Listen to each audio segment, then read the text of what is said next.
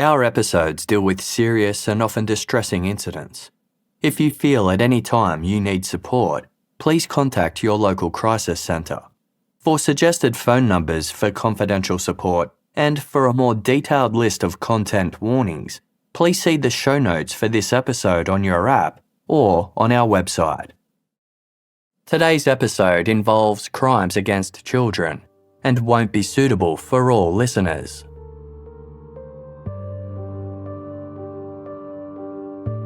In the winter of 1996, Stacey Gaylord stood by the water's edge at the Sydney Olympic Park Aquatic Centre. As a member of the Balmain women's water polo team, it was a familiar scene for Stacey as she and her teammates milled around the poolside in their swimsuits and bathing caps, waiting for their training session to begin. When it came time to enter the water, Stacey glanced over and noticed that her friend and teammate, 21-year-old Keli Lane, was sitting on the edge of the pool with a towel wrapped tightly under her arms. She held it there until the very last moment, before dropping it to one side and discreetly slipping into the water. Stacey found this unusual. Keli was an accomplished athlete who'd been competing in water sports all her life. She was no stranger to wearing her swimsuit in public, and until relatively recently, she typically walked around confidently in her bathers before diving straight into the pool. Stacey had also noticed that Keli had taken to wearing tracksuits over her swimsuit, no matter the weather. Stacey had her suspicions as to why. She put her goggles on and ducked under the water to catch a glimpse of Keli's body. It was just as she suspected. Keli Lane was pregnant.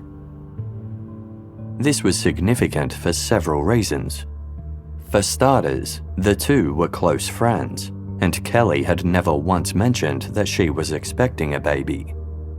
Secondly, water polo is a physically demanding contact sport in which injuries are commonplace, not the type of activity one would expect to see a heavily pregnant woman participating in. Stacey knew Keli's long-term boyfriend, rugby player Duncan Gillies, and she assumed the couple had decided to keep the pregnancy quiet. Respecting their privacy, she said nothing to Keli about it. Stacey didn't see Keli play another game after that. A few weeks later, she noticed Keli was no longer pregnant. It occurred to her that Keli must have given birth, but she didn't stop to think about what had happened to the baby.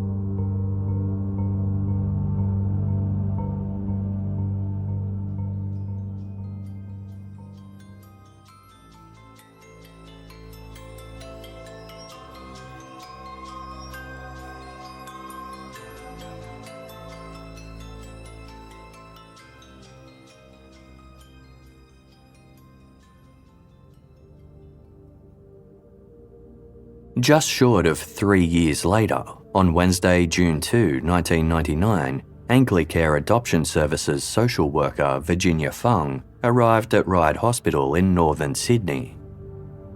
A young patient had called the agency the previous day with a somewhat unusual case. She had just given birth and wanted to place her baby for adoption. Virginia was a little taken aback. It was incredibly rare for a new mother to make such a request. The adoption process typically began much earlier in the pregnancy, with appropriate arrangements already in place by the time the baby was born. Virginia was introduced to the patient, 24-year-old Keli Lane, and her 2-day-old son, Jacob, not his real name. Keli explained that she'd been living in London for the past year with her boyfriend Duncan Gillies, a professional rugby player who was still in the UK. The couple had recently broken up and she didn't feel able to care for a child. Not only was she due back in London for work in a few weeks' time, her parents weren't happy about the pregnancy and couldn't offer any help. Duncan wasn't prepared to be a parent either, so they'd agreed their best option was to have the baby adopted. Virginia was a little concerned. Keli appeared to be a doting mother to Jacob. Virginia worried she'd made a rash decision and might change her mind in a few days' time. She began making arrangements to place Jacob into short-term foster care, while Keli was discharged from hospital to think about her options. The following day, a midwife arrived at the address Keli had provided to administer routine postnatal care. A confused man answered the door. He said Keli Lane hadn't lived at the property for a year and a half. Virginia Fung dialed the landline Keli had supplied, only to find that it was a wrong number.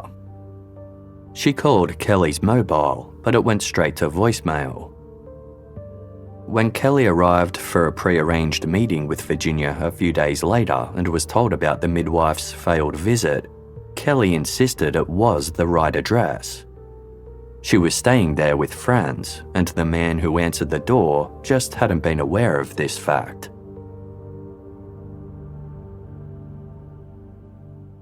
The foster care agreement Keli entered into was only valid for 1 month, during which she was expected to attend access visits with baby Jacob. Once the month was over, she'd have the option of officially signing the adoption papers. But as the weeks passed by, Virginia found it increasingly difficult to get in touch with Keli. Her mobile was almost always switched off, and she only returned Virginia's calls out of hours, typically to cancel meetings at the last minute. Keli had various explanations for her lack of availability. She said she had to travel to Canberra to sort out some issues with her UK visa, and that her ex-partner Duncan had frozen their joint bank account and she needed to see a solicitor to sort it out. Virginia was a consummate professional who treated all the mothers she worked with compassionately. But she couldn't help but feel that Keli Lane wasn't being completely honest. Virginia wondered whether Keli was purposely stalling the adoption process because she was reluctant about moving forward. During the few visits she'd had with Jacob, she'd been very loving towards him, bringing him presents and shedding tears over the agonizing decision she faced. As the 1-month deadline approached, Keli finally agreed to meet with Virginia to sign the adoption papers. But when the day came, she failed to show. Virginia tried the number of a friend Keli said could offer her support. That too was false. The foster care agreement expired, leaving Virginia with no choice but to hand the case to the New South Wales Department of Community Services, or DOCS. In the eyes of the law, Keli had technically abandoned her baby boy. Virginia had also been unsuccessfully trying to make contact with Jacob's father, Keli's ex, Duncan Gillies. Keli kept saying she'd give Virginia Duncan's UK phone number, but she'd failed to do so. Not sure what else to do, Virginia wrote a letter to Duncan's former rugby club in Sydney in the hopes they could forward it on to him. Shortly after, Duncan called Virginia in a state of shock. As far as he was concerned, there was no way he could be Jacob's father. While he and Keli had been a couple for several years during their early 20s, Duncan said their relationship had ended about 18 months prior, and they hadn't had contact since. Duncan had moved to London for a period of time, but as far as he knew, Keli still lived in Sydney and always had. Virginia confronted Keli with this information. Keli broke down, admitting she made the story up because she thought it would be better if Jacob grew up thinking he'd been the result of a loving, long-term relationship. Keli said that Jacob's father was actually a man named Aaron Williams, an Aussie she'd met while living in London.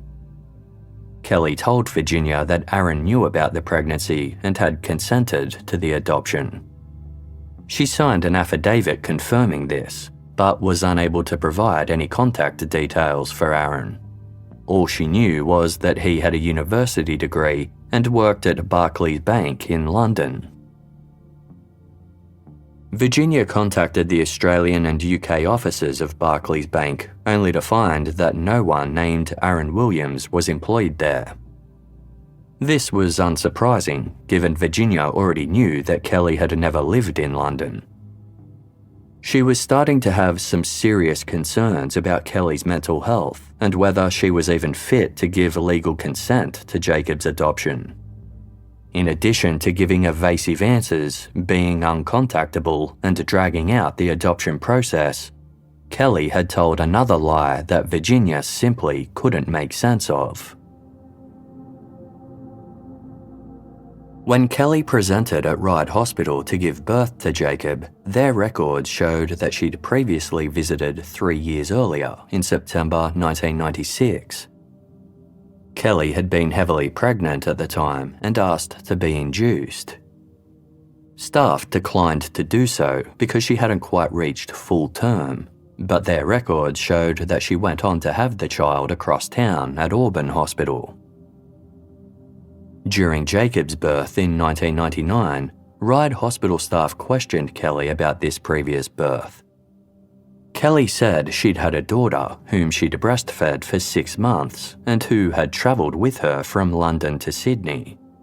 But when Virginia Fung asked Keli if she had any other children, she gave an entirely different answer.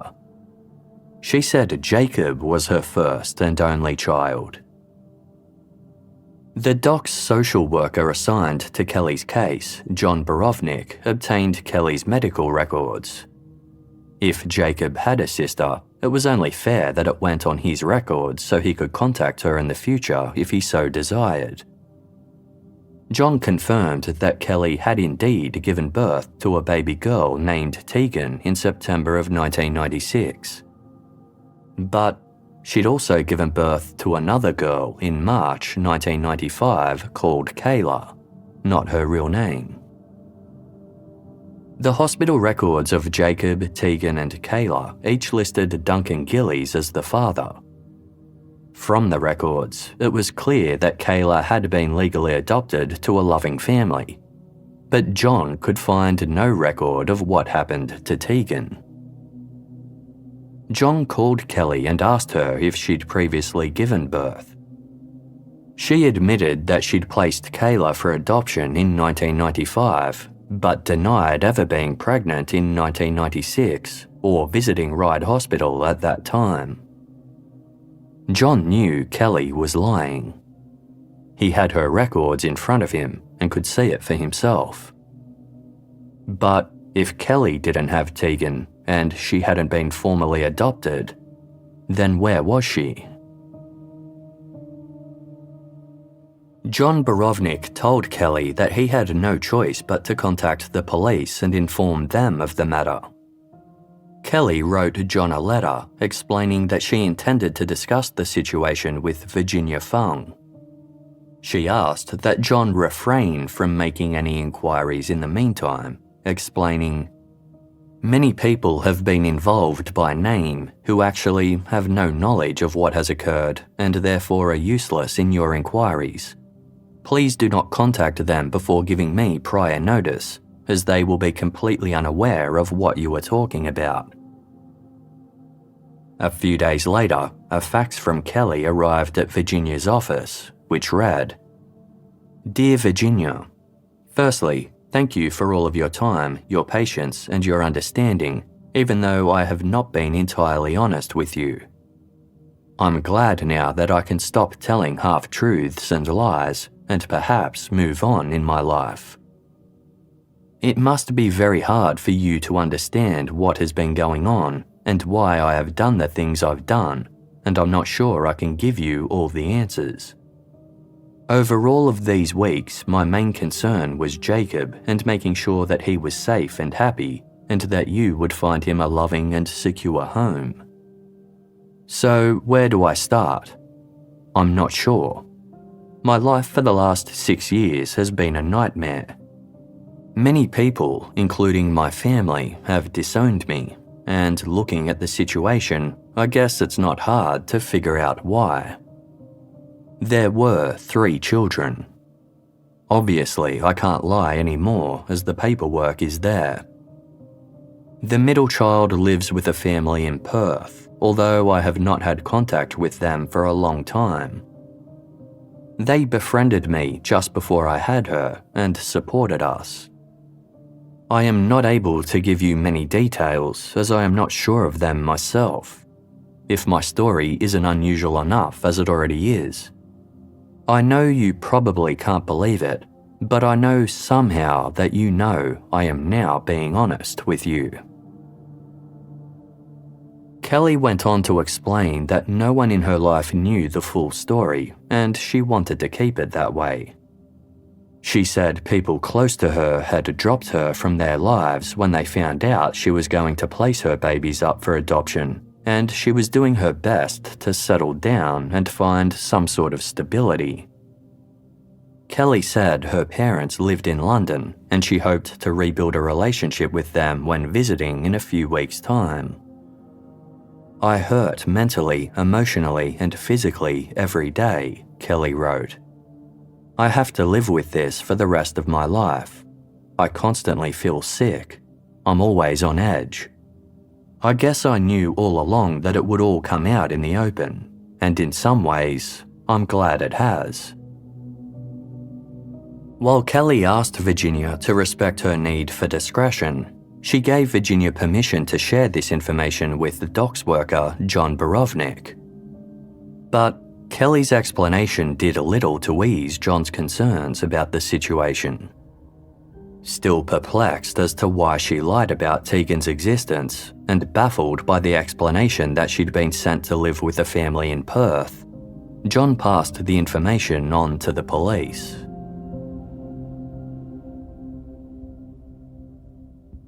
When Keli Lane's file landed at Manly Police Station, the detective assigned to it recognised the name right away.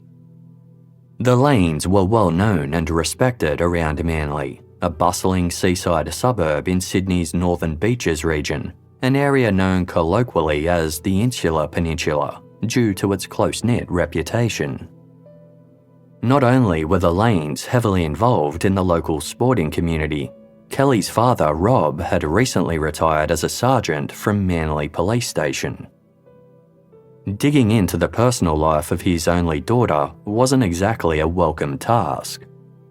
By all accounts, the blonde and bubbly Keli was a popular social butterfly who many regarded as a golden girl. A successful athlete from a young age, she'd gone on to play water polo at an elite level, even representing Australia overseas.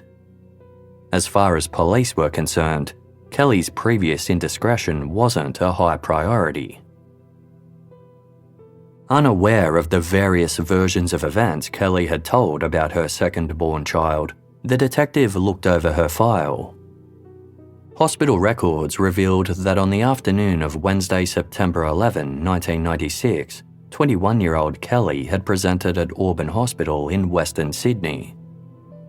This was around 35 kilometres from where Keli lived with her parents in the suburb of Fairlight, and she'd never been a patient there before. Keli, who was heavily pregnant, told staff that she'd been intending to have a home birth with a private midwife. However, her baby was overdue, so a home birth was no longer possible. Keli asked to be induced instead.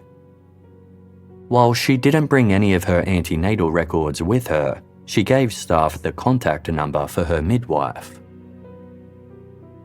After several unsuccessful attempts to contact Keli's midwife, the Auburn hospital staff agreed to induce her the following day. At 8 p.m. on Thursday, September 12, baby Tegan Lee Lane entered the world. While Tegan was the image of health, the birth wasn't without complications. It turned out that Tegan wasn't overdue as Keli had claimed, but actually appeared to be 2 weeks early. Keli's placenta was retained during labour and had to be manually removed, which resulted in significant blood loss.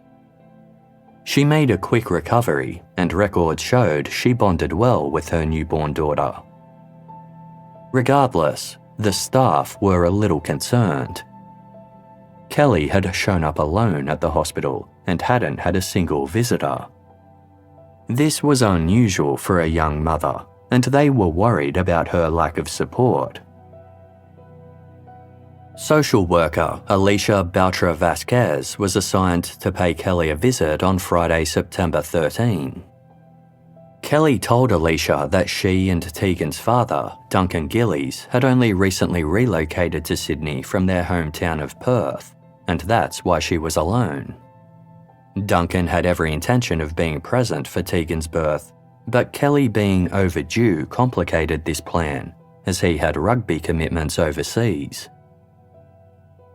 Keli asked to be discharged the following day, but Alicia didn't think this was a good idea. While Keli appeared to be happy with Tegan and was breastfeeding with no issues, she also got a bit teary at times. Although this was normal for any new mother, Alicia was reluctant to send Keli home alone in an emotionally fragile state. She also required post-operative care. Alicia voiced her concerns to Keli, but Keli assured her there was no reason to worry. She explained that a lady was coming to stay with her until her parents arrived in a few days' time. Duncan was also due back from overseas the following week. In the meantime, her private midwife would take over her postpartum care. Satisfied with this explanation and happy with Keli's recovery, on Saturday, September 14, it was agreed by hospital staff that Keli and Tegan could be discharged. At around midday, the attending doctor gave Tegan one final examination before concluding she was fit to go home. Keli completed the mandatory Medicare form and was given various pieces of paperwork to fill out, including a consent form to have a blood sample taken from Tegan known as a Guthrie test, as well as a registration form to submit to the Registry of Births, Deaths and Marriages. At around 2 p.m, the nurse on duty was doing her rounds when she entered Keli's room, only to find that the mother and baby had already left. Strange, she thought, when Keli hadn't submitted the requisite paperwork, nor told any of the nurses she was leaving. Nonetheless, she was free to do as she pleased. The nurse arranged for a hospital midwife to visit Keli in a couple of days' time to make sure everything was in order. But on Monday, the midwife program received a phone call. It was Keli calling to say she didn't require their services. Her private midwife had everything under control. 4 years later, the detective assigned to look into Tegan Lane's whereabouts typed Tegan's name into the New South Wales Registry of Births, Deaths and Marriages. There was no one by that name registered as being born in September 1996, and no such birth certificate had ever been issued. While it would have been difficult to do so, it was possible that Tegan could have been registered under a different name or with a different date of birth. It was mandatory for parents to register the birth of their children, but failure to do so only resulted in a $1,000 fine, and no particular authority followed up. It was therefore possible that Tegan's birth was simply never registered. The detective read over Keli's hospital records and noted that she had listed her private midwife as a woman named Julie Melville. Some around Manly Police Station recognised the name. Julie was Duncan Gillies' mother. The detective called Julie Melville and asked her about the postnatal care she'd provided to Keli Lane and baby Tegan. Julie was stunned. Not only had she not been a registered midwife in September 1996, she had no idea that Keli had ever been pregnant, let alone with her son's child. Duncan Gillies was still trying to get his head around the debacle involving the adoption of Keli's son Jacob when he received a phone call from the detective asking about baby Tegan. Like his mother, Duncan was flabbergasted. He told the detective there was no way Keli could have been pregnant in 1996. The two had been in a committed relationship for around 4 years between 1994 and 1998. Although they both had busy schedules with various sporting commitments during that time, Keli spent several nights a week at Duncan's house in 1996. Duncan said if she'd been pregnant, he would have known about it. As for baby Kayla being born in 1995, he claimed to have no idea about that pregnancy either. Although the detective was confused by these reactions, it took 3 months before he reached out to Keli Lane directly. By this point, 15 months had passed since Doc's social worker John Borovnik first alerted the police to the unknown whereabouts of Tegan Lane. Keli's life had changed significantly during that time. Jacob's adoption had been finalised, and Keli commenced a new relationship with a family friend. By the time she was brought into the police station on Wednesday, February 14, 2001 for her first formal interview, she was 7 months pregnant with baby number 4. When asked to describe the circumstances of Tegan's birth and the subsequent events, Keli's discomfort was obvious. She admitted that in late 1995, during her relationship with Duncan Gillies, she'd met an older man named Andrew Norris. The two had a brief affair, and in March 1996, Keli discovered she was pregnant with Andrew's baby. This wasn't welcome news. Keli was a student at the time, and she didn't feel financially or mentally prepared to raise a child. Keli told the detective that she and Andrew came to an agreement. She would carry the baby to full term, and Andrew and his girlfriend Mel would then take custody of Tegan. As Keli explained, Andrew earned good money, and he had a partner. They indicated to me that they were going to be together, and I thought that would be more suitable than me on my own at uni. Keli said that she was discharged from hospital around midday on Saturday, September 14, 1996, at which point Andrew, Mel, and Andrew's mother came to take custody of Tegan. Keli recalled that Andrew dropped her at Duncan's house, where she was living part-time, and then took Tegan with him into his care.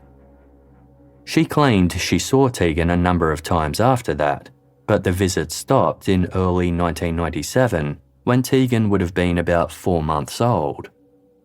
Keli said she'd had no contact with Andrew, Mel, or Tegan after that, and she no longer knew where they were. Keli said that at the time of their affair, Andrew had lived in Balmain, an affluent inner-city suburb about 18 kilometres southwest of Manly. While she didn't think she'd be able to identify his apartment after 4 years, she agreed to look for his old mobile number to see if it was still active. Although Keli's story sounded a bit odd, the interviewing detective still didn't think too much of it. Besides, Manly Police Station had bigger fish to fry. 2 of their senior officers had recently been busted as part of a crackdown on corruption, and the whole station was in a state of turmoil. Keli's case languished for the rest of the year as the corruption scandal went before the courts. It was only after a major restructure of personnel that Keli's case finally appeared on the desk of a new detective senior constable. Having no connection to Keli's father, he wasted little time in looking into what he believed would turn out to be a relatively minor incident. All they had to do was locate Tegan, and they could get the missing persons case off their desks for good. By the time Keli Lane was called in for questioning a second time, 19 months had passed since she'd last spoken to the police, and it was now October 2002. 27-year-old Keli now had a healthy baby girl called Emily, not her real name, who was 17 months old. Keli was in a loving relationship with Emily's father, and the two were doting, devoted parents who were preparing to travel to the UK to spend Christmas with Keli's partner's family. Although Keli no longer competed in any sport at an elite level, she'd made good use of her athletic skills by becoming a much-loved physical education teacher at Ravenswood School for Girls, an esteemed private Christian school. There certainly wasn't anything about Keli that raised any suspicions for the detective. But when she started talking, that all changed.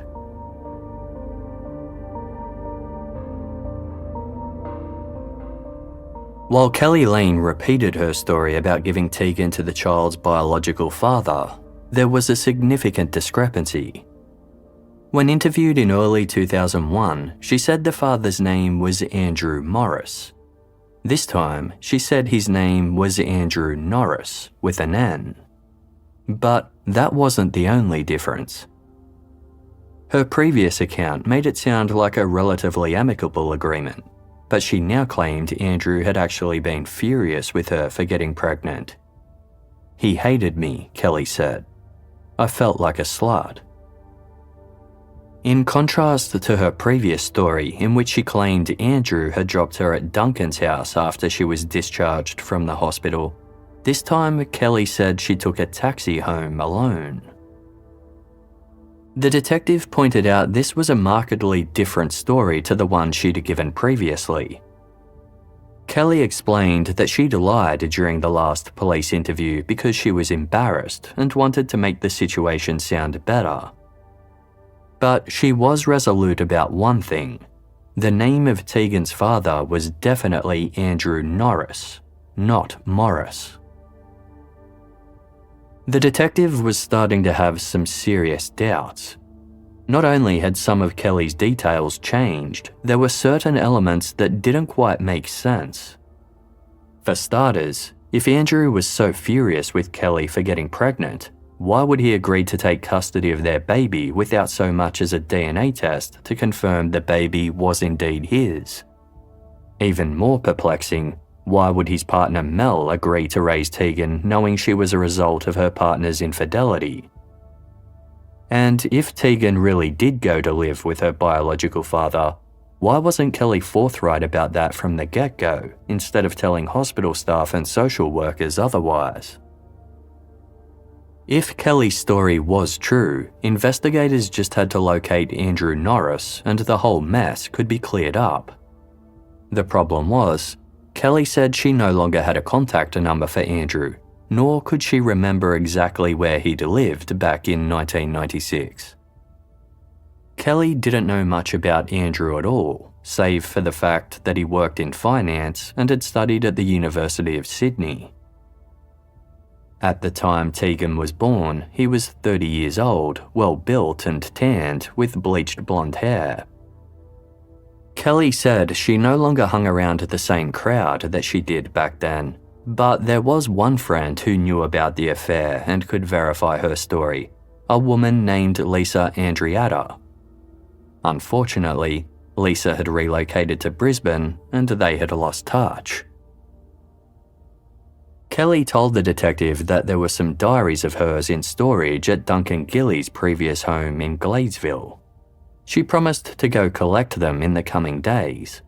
They might contain Andrew's old mobile number or the numbers of their mutual friends. Over the following weeks, the detective made multiple attempts to contact Keli, but she seemed to be avoiding his calls. Increasingly convinced that Keli was lying, the detective reached out to Medicare to see if any claims had ever been made for Tegan Lee Lane. Medicare is Australia's publicly funded health insurance scheme. Individuals are required to provide their details when visiting a doctor, dentist or hospital, or when receiving a vaccination. Keli's Medicare card still had Tegan's name listed on it. She had shown this to the police herself, explaining that she'd registered Tegan on her card just in case Tegan was ever in her care in the future. But Medicare records proved that there hadn't been a single claim for Tegan in 6 years. While it was implausible to believe that a 6-year-old could have gone their whole life without needing publicly funded healthcare, it wasn't enough to prove Tegan was deceased. Police sent a memo to all New South Wales primary schools asking if any had a student named Tegan who was born on September 12, 1996. They also began conducting searches for Andrew Norris. In Kelly's first police interview, she recalled that Andrew celebrated his 30th birthday a couple of months before Tegan was born.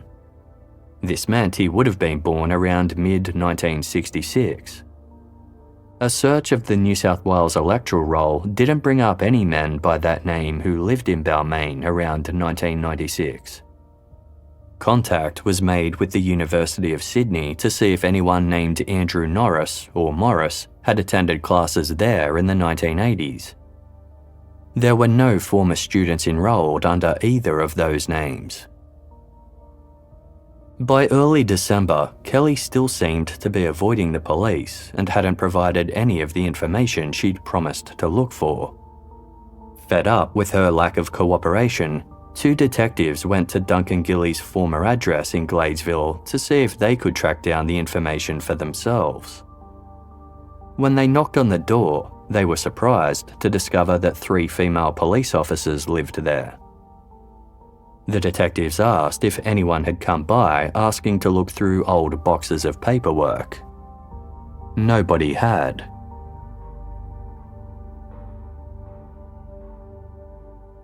It became clear to the investigators that if Kelly was telling the truth about anything, it was that people in her life seemingly had no knowledge that she'd ever been pregnant during her early 20s.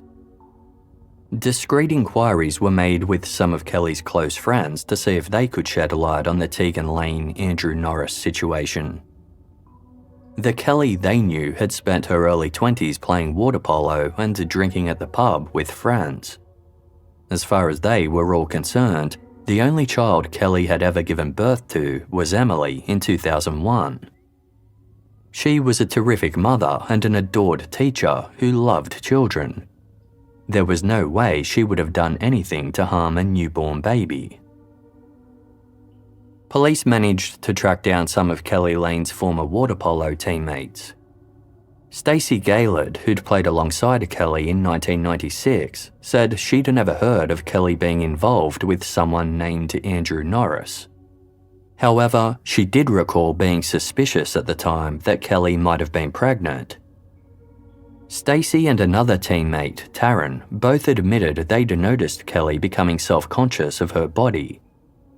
They'd snuck a glimpse of her torso underwater to confirm their suspicions.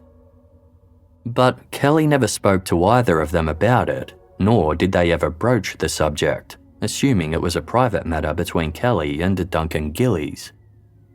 They also knew that weight gain was a sensitive subject among young women, and they were mindful that their suspicions might be incorrect. The more the police learned, the stranger the whole scenario became. Kelly had given birth 3 times in the 4 years between 1995 and 1999. During each of those pregnancies, she'd been a dedicated water polo player who lived a very active social life and was intimate with her long-term boyfriend.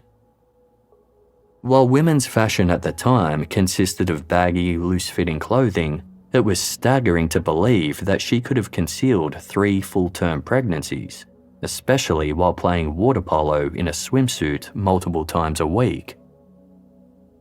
Duncan claimed that in 1996, both he and Kelly were busy with their respective training schedules, and therefore they didn't see much of each other. On the occasions they did have sex, it was in a spoon position, and Kelly hadn't let him touch her belly, saying she was self-conscious because she'd gained weight. Kelly said the one person who could vouch for her story was her old friend, Lisa Andriata, whom she'd lost touch with after Lisa moved to Brisbane. Police managed to track down Lisa's email address, and they sent her a message asking if she could verify a few details about Keli Lane's relationship with Andrew Norris and the subsequent birth of their baby, Tegan. Lisa was completely taken aback. She had met Keli while the two were completing tertiary studies at the Australian College of Physical Education, and they became good friends. Lisa had never heard of Andrew Norris, nor about his alleged affair with Keli. As far as Lisa knew, Keli was never pregnant in 1996. Lisa lived in the UK, not Brisbane, and she'd never lost contact with Keli. In fact, the two friends had recently caught up over Christmas during Keli's trip to England. At no point had Keli said anything to Lisa about a missing child or a police investigation. Failing to find any record of Tegan Lane or Andrew Norris, the police had no doubt that Keli was lying. They just couldn't figure out why. It didn't make sense that she'd gone through the official adoption process with babies Kayla and Jacob, but not with Tegan. Was she trying to protect herself or someone else? Investigators considered the possibility that Keli could have sold Tegan in a private surrogacy arrangement, which is illegal in Australia. They checked Keli's bank accounts, but she hadn't received any large sums of money in 1996. She'd been a student at the time, living at home with her parents, and her bank accounts were barely touched.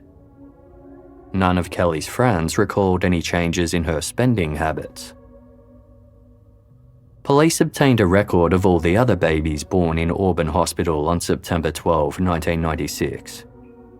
Tegan was one of only 2 girls born that day. The other baby girl had been stillborn. This prompted the theory, what if Keli, in a moment of desperation, had brokered a deal with the bereaved mother? The mother of the stillborn child was tracked down. She now had 2 children, but neither was Tegan Lane, and she hadn't ever crossed paths with Keli. In each version of events Keli had given, she claimed that after Tegan's birth, she went back to Duncan's house in Gladesville. Working on the theory that Tegan could have been killed or died by accident, officers visited the property with a cadaver dog and conducted a cursory search. While it yielded no results, they were no longer prepared to give Keli the benefit of the doubt. In May 2003, Keli was summoned back to Manly Police Station for a formal recorded interview. Confronted with the inconsistencies in her accounts, Keli maintained the crux of her story, that Andrew Norris and his partner Mel had taken custody of baby Tegan. The detective asked if this was the case, why did Keli tell Virginia Fung that Tegan had gone to live with a couple in Perth? Keli responded, "I'm not sure where they are. I wasn't sure what Andrew was going to do." Confused by this explanation, the detective asked Keli if she was suggesting that Andrew had relocated to Perth. Keli replied, "I'm not sure what his plans were. He wasn't going to tell me. Some of the conversations I had with Andrew indicated perhaps he wasn't going to stay in Sydney because of the embarrassment that I'd caused him." Unaware that investigators had already conducted their own inquiries, Keli was caught in multiple lies. She claimed that she'd retrieved her paperwork from Duncan's old house, but couldn't find any contact numbers for people who could verify Andrew's existence. She also maintained that she no longer had contact with the one person who could, Lisa Andriata. The detective told her, "Keli, it's obvious that you're not telling us the truth. This matter is not going to go away." He urged Keli to come clean. All they had to do was establish where Tegan was, and Keli could move on with her life. The detective pressed on. "You've been telling us lies for whatever reason. If you know where the child is or what happened to the child, It's your opportunity to tell us now." Keli Lane sat in silence. She looked down at her hands, which were resting on the table in front of her, as though she was deep in thought. The seconds ticked by until almost a minute passed. The detective asked her again if there was anything she wanted to say. After 14 more seconds of silence, Keli responded quietly, "No." The detective then asked Keli outright if she had killed Tegan. Keli's demeanour immediately changed, her eyes widening as she firmly exclaimed, "No, I did not." Keli said that no one else knew about the situation and she didn't want her family and friends being pulled into it. She warned the detectives that if they went poking around, no one would have any idea what they were talking about. "This is between me and Andrew," she said. "Nothing has happened to Tegan. He said he would contact me if there was an emergency. I haven't heard cooey from them, not one word. I don't have anything else to say." Despite previously telling the police that she wouldn't be able to locate Andrew's former unit, Keli agreed to accompany Manly detectives to Balmain to see if something might trigger her memory. It had been many years since she'd frequented that side of town, and Keli couldn't remember any details that could help her identify the building. All she remembered was that Andrew's place was about a 5 to 10 minute walk from the Town Hall Hotel. Keli said that over the 6 months they'd been seeing each other, she'd only gone back there about 6 times, always in the early morning hours after a night out. The police wove through various neighbourhoods until they made their way down Wisbeach Street, a residential tree-lined street dotted mostly with freestanding houses. As they passed by one of the only apartment buildings on the street, Keli pointed it out. She thought that might be it. It was a nondescript 3-storey block of units with an undercover car park and 2 sets of windows overlooking the street.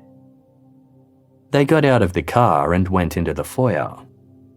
It was just as Keli remembered. Keli said that Andrew's unit had been on the first floor, facing the street. Although she couldn't remember which one or much else about it, a tenant on the ground floor let them in, and Keli confirmed the layout was exactly the same. This was a major breakthrough for detectives. There were only 2 first-floor units overlooking the street, Units 10 and 11. For the first time since their inquiries began, they had a possible solid lead to track Andrew Norris down. It turned out that the entire building was managed by a single real estate agency. Detectives contacted the agent, who went through their records to see if an Andrew Norris had lived there in 1996. They had no records of a tenant by that name. At the time Keli claimed to have visited the property, Unit 10 was occupied by a man named Sean Greaves. Although he was of similar age to Andrew Norris, Sean didn't fit the description Keli had provided. When questioned, Sean said he'd never lived with a woman named Mel, nor did he know a woman named Keli Lane. He'd never had housemates or sublet his apartment either. In 1996, Unit 11 had been leased by 2 brothers, Peter and Stephen Clark. Neither of them recalled ever seeing Keli Lane in the building.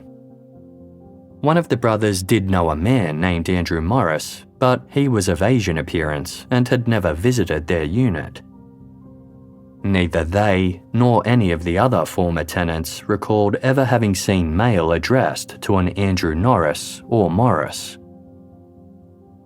Keli had told the detectives that on a couple of occasions after visiting Andrew, she went straight to her early morning water polo training sessions at the Dawn Fraser pool, which was only a short walk away. Further investigation revealed that these training sessions weren't even held at the Dawn Fraser pool, but at another location a 20-minute drive across town. With Keli's lies piling up, the hunt for Andrew Norris intensified. Investigators ran a search for anyone with that name born between 1960 and 1976 in the registry of each state and territory in Australia.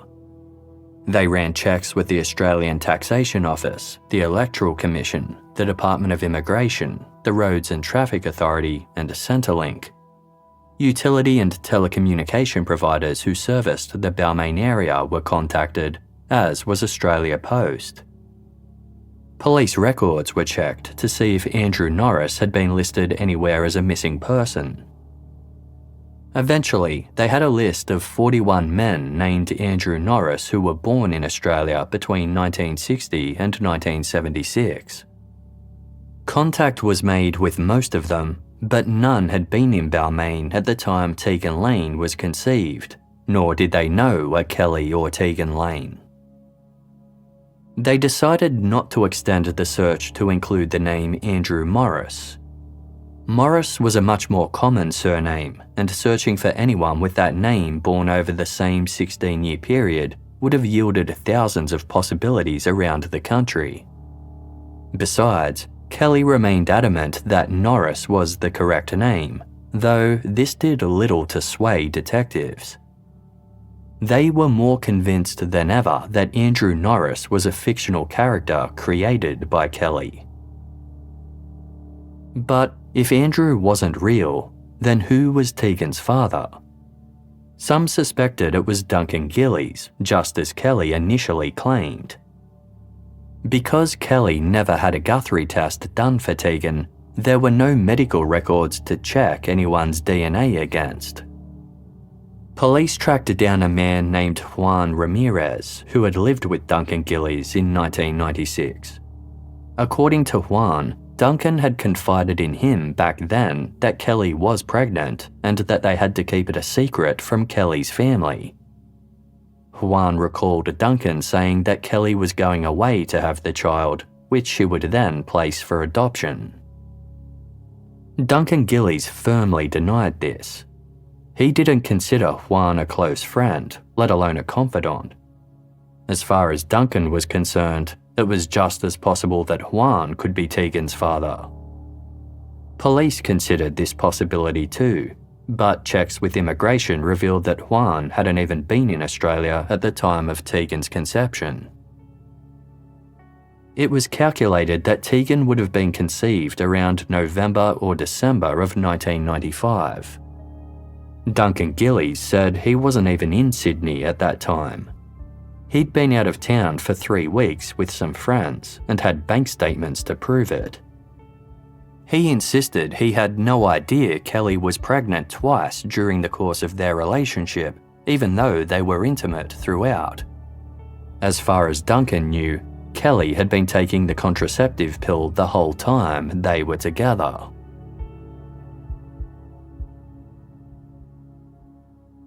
By the start of 2004, it had been several months since police had any contact with Keli.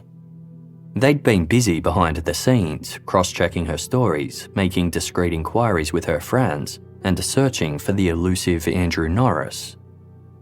The more they discovered, the more convinced they became that Keli was covering up something major. On Thursday, January 8, 2004, Keli was summoned back to Manly Police Station for her third formal interview regarding Tegan's whereabouts. By this time, she was busy planning her wedding, which was set to take place the following month. Keli grew visibly upset upon learning that the police had contacted her friends, despite her insistence that none knew anything about the matter. Her fiancé knew nothing about it either, and she was worried about what might happen if he found out. Exasperated, Keli said her biggest fear was that if the issue went to court, her young daughter would be taken away from her, and if her parents found out, they'd never speak to her again. Keli again insisted Duncan Gillies was not Tegan's father. She said she'd only listed him as such on the hospital paperwork so that he'd be there if something bad happened to her. She was adamant. The father was Andrew Norris. Keli claimed that she'd only found out about the pregnancy at around the 12-week mark, and she didn't tell Andrew about it until a couple of weeks later. Keli explained, "He was very rude and aggressive. He said that I'd trapped him and that I was a slut." She said she didn't have any contact with Andrew again until Tegan was born, at which point he, Mel, and his mother came to visit them in hospital. Prior to that, they hadn't discussed anything about what would happen with Tegan. It was only then that Andrew and Mel offered to take her. Police wondered what Keli had intended to do with Tegan if Andrew hadn't shown up and made such an offer.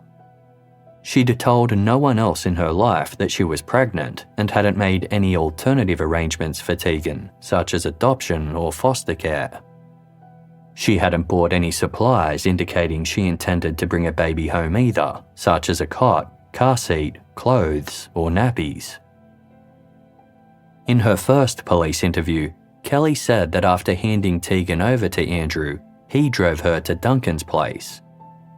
In her second, she said she caught a taxi. This time, Keli told the detectives that she drove herself home in her own car. Years earlier, she'd told police she'd celebrated Andrew's 30th birthday at the Town Hall Hotel in August 1996. She now claimed she had no contact with him during that time. Keli was warned that if Tegan couldn't be located, a coronial inquest would be necessary, at which point the story would no doubt leak out. After more than 2 hours of questioning, the detective told Keli, "I find it hard to believe the story you've given me. If there's anything that you wish to tell me now before we stop the interview, if there's something you've been holding back from me, I urge you now to tell me." Keli replied, "I don't have anything more to say."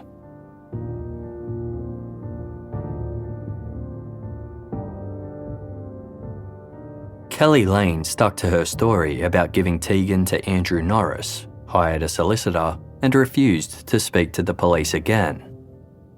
A tap was placed on her phone. In one call to a friend, Keli shared her fear of having her secret pregnancies become public knowledge. "It's gonna blow wide open," Keli said. "My parents are gonna be so embarrassed and ashamed." An audibly upset Keli confided that she was terrified of losing her daughter Emily as a consequence, stating, "I used to worry so much about wanting to be a sports star and achieving these wonderful things, but the only thing I'm really good at is being a mum." Keli's parents and fiancé were finally made aware of the situation, but they stuck by Keli, refusing to provide formal police statements. Although the covert recordings failed to capture anything incriminating, investigators felt it was time for the case to go before the coroner. The purpose of holding a coronial inquest wasn't necessarily to find out if Keli had done something to harm Tegan. It was to determine whether Tegan was still alive. By putting Keli and those closest to her on the stand, they hoped that something might be revealed that exposed the truth. The inquest commenced before a closed court in mid-2004.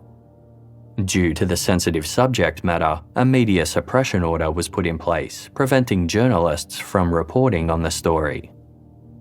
As the proceedings got underway, the hunt for Tegan Lane continued. Birth and death registries for every Australian state and territory were checked for anyone who could possibly be the missing child.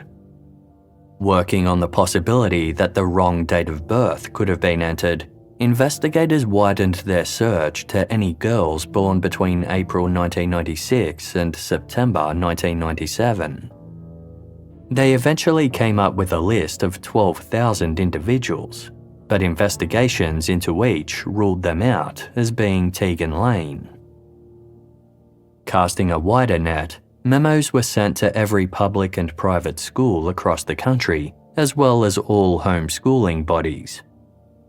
Authorities were seeking any female child born on September 12, 1996, with a father named Andrew Norris, Andrew Morris, or a father whose name wasn't listed. Checks were made with the Department of Immigration to see if anyone had applied for a passport for a baby girl between September and December 1996 who could possibly be Tegan Lane. No such child was identified. Checks with government authorities confirmed that no babies had been anonymously abandoned in New South Wales in 1996. Neither did any morgues have any remains that could be a potential match to Tegan. By October 2004, it had been 8 years since Tegan's birth and 5 years since the issue of her whereabouts first came to the attention of the police. Given how much time had passed, the coroner felt they no longer had any choice. While he wanted to respect Keli's privacy, he also felt it was time to turn to the general public for information. As later revealed by the ABC, the coroner offered Keli a deal. If she came clean and told them where Tegan was, he'd give her immunity. Otherwise, he had no choice but to make a public appeal. While it hasn't been confirmed what exactly he promised to give her immunity from, the coroner clarified that the offer didn't extend to potential murder charges. Keli and her lawyers were given 10 minutes to discuss their options. They rejected the offer. Keli's lawyer told the court, "There is nothing further Keli can add at this point in time. Both she and her family are very keen to find Tegan, to find her safe and well." The media suppression order was subsequently lifted, and the case was propelled into the headlines. An anonymous tipster soon came forward with a vital detail. It turned out that just hours after leaving the hospital on Saturday, September 14, 1996, Keli attended a wedding with the Duncan Gillies. The couple getting married were old friends of Duncan's family.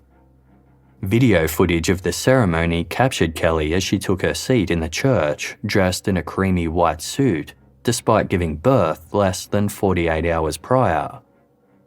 At no point did she mention Tegan or what she'd just been through. When Duncan was questioned about this, he later recalled that he'd been out of town prior to the wedding, but returned to Sydney specifically for the event. He'd met Keli at her parents' house in Fairlight at around 3 p.m, and they'd travelled to the wedding together. If this was true, with Keli and Tegan leaving the hospital at around midday, it meant there was roughly a 3-hour window of time unaccounted for. Auburn Hospital was about an hour's drive from the Lane's house, maybe more depending on traffic. Investigators wondered what Keli was doing for those other 2 hours between leaving the hospital and arriving at her parents' place, babyless, and ready to attend the wedding. While the investigation continued, the public hearing for the inquest commenced in June 2005. The most intimate details of Keli Lane's private life became daily fodder for reporters, with readers enthralled by the prospect of an accomplished young woman with a close-knit family, a wide circle of friends, a long-term boyfriend, and various sporting coaches, successfully concealing 3 pregnancies without anyone asking a single question. The public was gripped by the possibility that this seemingly loving mother could have done something to harm her newborn baby, and equally fascinated by the salacious details of Keli's personal life. Tongues wagged about how she could have become pregnant so many times and who the fathers might be. People wondered why Keli had gone through with each pregnancy when the secrecy of it all would have been such a heavy burden for a young woman to carry alone. Reporters gathered outside the courthouse each day of the hearing, snapping photos of those involved as they arrived to reluctantly provide their testimony. On the stand, Duncan Gillies said that to describe the whole situation as a hell of a shock would be an understatement. Throughout his relationship with Keli, he'd never once suspected she was cheating on him. Duncan was forced to reveal details about his and Keli's sex life, while Keli's friends maintained they had no idea about her alleged affair with Andrew Norris. Those who socialised with Keli in their early 20s testified that she was not the type of person to have a one-night stand or go off with someone else when she was in a committed relationship. Little did Keli's friends know, Duncan had already consented to a DNA test to check against Keli's first daughter, Kayla. Kayla had been conceived at a time when Duncan and Keli were in a relationship, and her adoption papers listed him as the biological father. According to the paperwork completed by Keli, Duncan fully consented to the adoption. The DNA results came back. Duncan was not Kayla's father. Some of Keli's friends testified to having heard gossip that Keli was pregnant back in 1996, but Manly's rumour mill could be toxic, and they didn't think there was any truth to it. Yes, Keli's weight could fluctuate, but she was also a strongly built, athletic girl who always wore loose-fitting clothing. Therefore, they never asked her about it. Even now, with the police investigation in full swing, Keli's friends said that they hadn't discussed the issue with her. Her husband also testified that he hadn't questioned Keli about Tegan at any great length. Keli's loved ones had two explanations for their lack of probing. One, it was clear to them that Keli didn't want to discuss it. Two, she was an excellent mother and a loving, caring person. There was no way she would ever harm a child. As far as they were all concerned, if Keli said she gave Tegan to her biological father, then that's exactly what happened. The social workers, adoption agents and medical staff who had been involved with Keli over the years also testified. One confirmed that if Tegan had simply been illegally adopted, the whole issue could be rectified by Keli signing an adoption consent form. The coroner therefore made a public appeal asking anyone who may have adopted Tegan to come forward. When this failed to generate a response, the coroner issued a second appeal, asking people to come forward if they knew a childless couple in 1996 who'd suddenly had a baby. Meanwhile, staff at a Queensland primary school roughly 900 kilometres away received the memo about Tegan Lane and searched through their database. It turned out they had a female student enrolled who was born on September 12, 1996. Her name was Tegan Chapman. Although her first name was spelt differently to Tegan Lane's, the similarity couldn't be ignored once staff realised her father's name, Alan Norris. The inquest was put on hold while investigators from New South Wales immediately travelled to Queensland to chase one of the only promising leads in the case to date. When Tegan Chapman's mother, Debbie, found out, she insisted police were making a mistake. Debbie's mother also gave a statement saying she'd been present for her granddaughter's birth and there was no way Debbie wasn't the mother. But the police weren't willing to take any chances. They obtained Tegan Chapman's medical records and ran a DNA test against Keli Lane. It wasn't a match.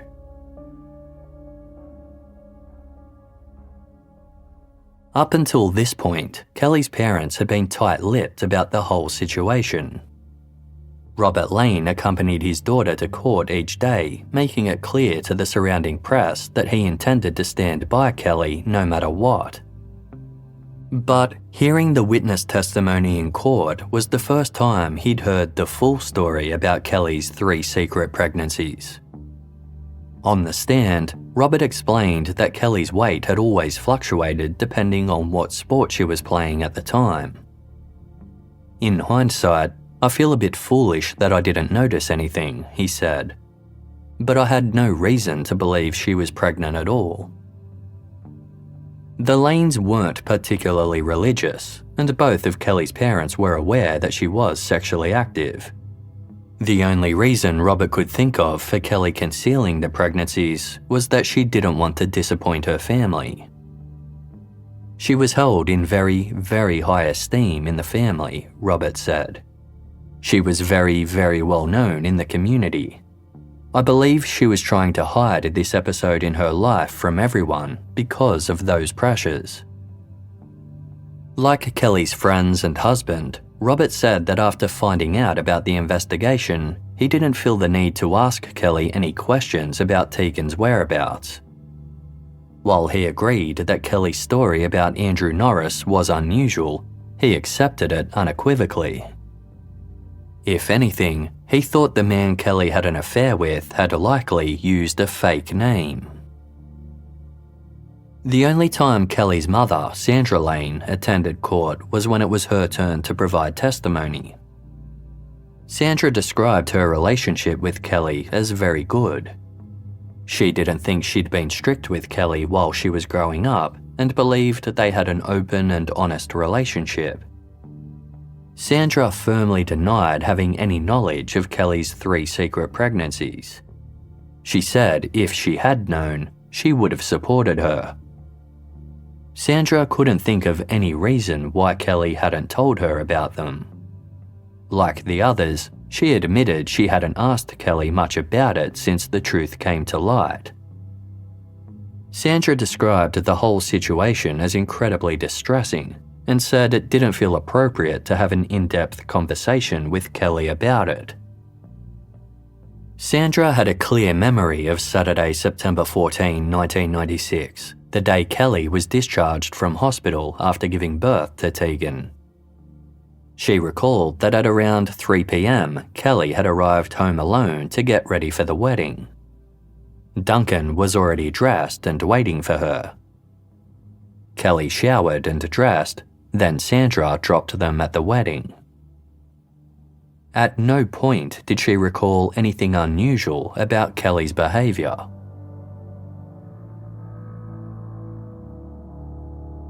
Anticipation was high on Monday, June 27, 2005, as Keli was expected to take the stand. But just before she was about to do so, the coroner made an announcement.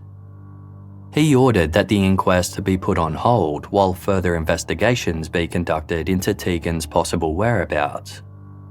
Requests were made for any CCTV footage from Auburn Hospital during Keli and Tegan's stay there to be tracked down. Knowing that Keli had likely driven herself home after being discharged from hospital, he also wanted more time for the car to be forensically examined. By the time the inquest resumed in February 2006, it had been officially running for 15 months. Nothing further had been uncovered, and the search for CCTV footage yielded no results. The now 32-year-old Keli finally took the stand. The counsel assisting the coroner presented her with their first question. Can you tell this court what happened to Tegan Lane around 2 p.m. on September 14, 1996, when you left the hospital with her? At the advice of her lawyer, Keli responded firmly, I do not wish to answer that question. With that, she was free to go. In summing up the case, the counsel assisting said there could only be 3 possible options. Tegan was either with her natural father, she had been given to a person unknown, or she'd met with foul play. This case can be described using a number of adjectives, she said. Bizarre, fascinating, unusual, unbelievable. However, at the end of the day, what happened to Tegan Lane is a question that still has no definite answer. Keli's lawyer acknowledged the many lies his client had told, but explained this was because she was embarrassed about her sexual conduct and her failure to prevent unwanted pregnancies. He claimed her lies only proved she was trying to keep the pregnancy secret from everyone in her life. Keli's lawyer stated, "There is no evidence capable of establishing beyond reasonable doubt that Tegan is dead, and therefore, no evidence capable of establishing any form of homicide." The coroner handed down his findings on Wednesday, February 15, 2006. He agreed that there were several factors supporting the possibility that Tegan Lane was still alive. Firstly, there was no forensic evidence to suggest otherwise. Secondly, the fact that Keli placed her first and third children for adoption supported the possibility that she'd also done so with Tegan. Thirdly, it was possible that Tegan's birth was registered under a fake name and she was living under an assumed identity. However, the coroner did not accept Keli's story about giving Tegan to a man named Andrew Norris, and he said that without Keli testifying, he was completely unable to accept her final version of events. The coroner stated, "I find it inherently unlikely that a man with whom she was having an affair already had a partner, who, initially at least, was incredibly angry on learning she was pregnant, nevertheless was happy to take the child." He therefore concluded, "I am comfortably satisfied that Tegan Lane is in fact deceased." While he couldn't say how or where she had died, he was confident it had happened in the days immediately following her birth, and stated, "I am disturbed at the possibility that Tegan may have met with foul play." His final recommendation was that the case be handed to the New South Wales Homicide Squad for a full review and further investigation. Keli Lane sobbed uncontrollably in her father's arms as the courtroom erupted in a state of frenzy. While the inquest's purpose had been to find answers, it only raised more questions. For those in attendance, it was clear that the matter was far from over. If anything, it was just the beginning. To be continued.